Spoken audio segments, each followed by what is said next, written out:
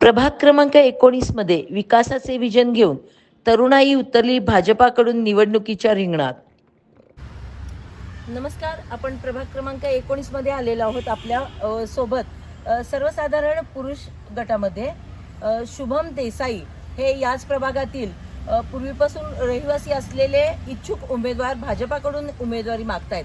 तर या संदर्भात आपण आज त्यांच्याकडून या उमेदवारी संदर्भातलं या प्रभागातील विकासाचं विजन थोडक्यात जाणून घेऊयात. शुभम, नमस्ते.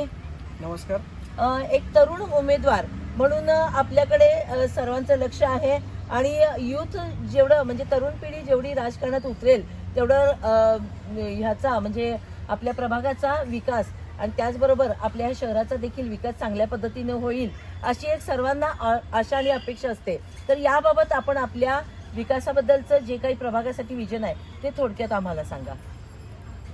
सर्व प्रेक्षकांना नमस्कार. सर्वप्रथम आपण जसं बोललात की प्रभागाच्या विकासाच्या दृष्टीने युवकांनी समोर आलं पाहिजे, पुढं आलं पाहिजे, या हेतूनेच आज मी राजकारणात आहे. गेली 15 ते 20 वर्ष झालं मी राष्ट्रीय स्वयंसेवक संघ, अखिल भारतीय विद्यार्थी परिषद तसेच यंग इन्स्पिरेशन नेटवर्क या विद्यार्थी फर्मचं नेतृत्व करत आज राजकारणामध्ये सक्रियपणे सहभाग घेतला. याचं कारण आहे माझ्या प्रभागातल्या समस्या, ज्या गोष्टी मला दिसत आहेत. माझा प्रभाग इतका सुटसुटीत आहे की इथं खूप छान पद्धतीनं डेव्हलपमेंट विकास होऊ शकतो आणि सांगलीच्या नकाशावर माझा प्रभाग फार छान पद्धतीनं सुंदर पद्धतीनं उमटू शकतो.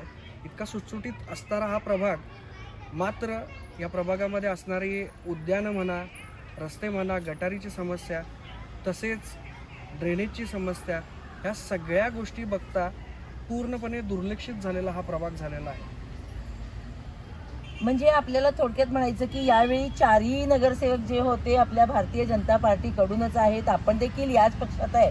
तर कुठं ना कुठे आपल्याला अशी गंत आहे का की सत्ताधारी जे होते तर त्यांनी या प्रभागाचा विकास व्यवस्थित पद्धतीनं त्यांच्याकडे सत्ता असताना केलेला नाही, असं काही आपल्याला थोडक्यात सांगायचं आहे की काय? या सर्वाविषयी एका भाषेत उत्तर द्यायचं झालं तर प्रत्येक व्यक्तीची एक कार्यक्षमता असते.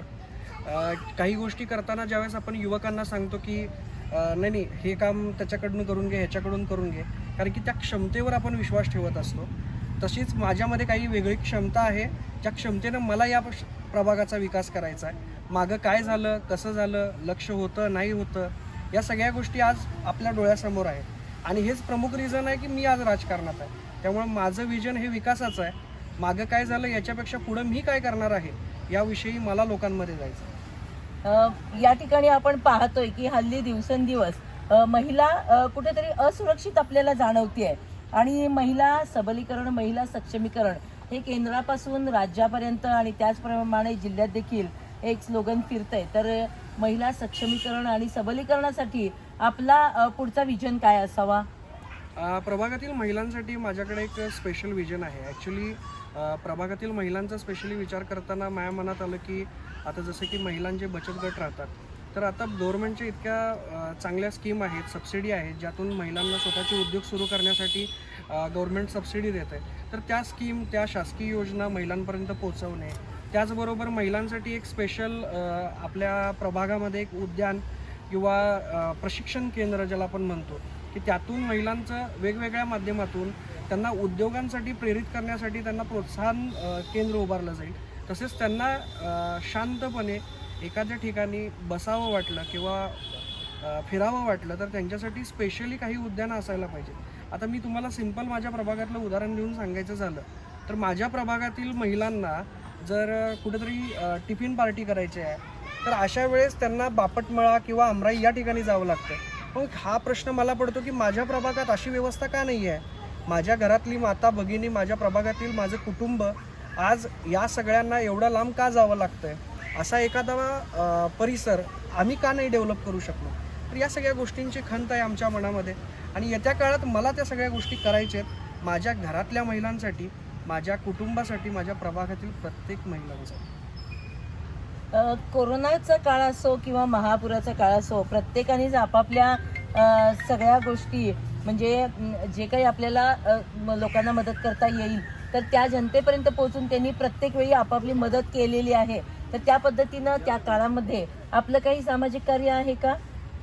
मॅडम, ज्यावेळेस कोरोना काळ सुरू होता त्यावेळेस अत्यावश्यक सेवा मीडियामध्ये मी काम करत होतो.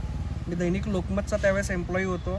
त्या काळामध्ये आमची सेवा सुरू होती. त्यावेळेस ज्या लोकांचे आमच्यापर्यंत कॉल यायचे, काही गोष्टी अशा होत्या की ज्या ठिकाणी आम्हाला डायरेक्टली जाता येत नव्हतं, पण आम्ही प्रशासकीय अत्यावश्यक सेवेमध्ये काम रस्त्यावर करत असताना त्या सगळ्या गोष्टींना कशा पद्धतीनं लोकांना मदत होईल, त्यांना ॲम्ब्युलन्स भेटेल, इवन ह्या दृष्टीनं काम करत असताना न्यूजमधून कशा पद्धतीनं आम्हाला त्यांच्यावर प्रेशर क्रिएट करता येईल, या सगळ्या गोष्टी आम्ही एक मीडियाचा प्रतिनिधी म्हणून मी करत होतो.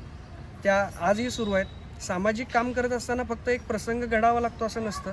आपल्या मनात जर इच्छा असेल, इच्छाशक्ती असेल, तर आपण जाता जाता काहीही सामाजिक गोष्टींना कुठेही मदत करू शकतो.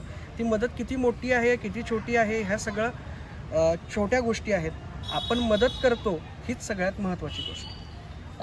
आपल्याला एक मला प्रश्न पडला आणि तो विचारायचा आहे की आपलं 80 फुटीला एक पेंटचं दुकान आहे, एशियन पेंटचं असावं असं कदाचित माझ्या माहितीप्रमाणे. तर आपण जो स्फूर्ती चौकातील लाईटचा जो खांब आहे आणि तिथून पुढची जी आहे, तर त्याच्या साठी आपण त्या ठिकाणी त्यांना कलर केलेला आहे, म्हणजे पट्टे ओढलेले आहेत. तर मला असं विचारायचं आहे की ते स्पेसिफिकली आपलं पेंटचं दुकान आहे म्हणून तुम्ही हे करायला गेलात, की एक सामाजिक बांधिलकी आहे म्हणून हा आपल्याकडून केला गेला सामाजिक उपक्रम?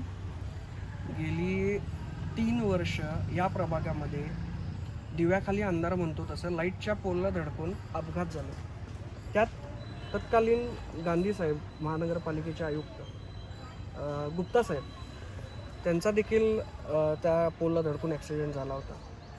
भरपूर टाईम ते 3 महिने कदाचित ते हॉस्पिटलाइज होते. त्यांना आराम करावा लागला. माझ्या प्रभागातील कित्येक लोकांच्या त्या पोलला धडकून अपघात झाले.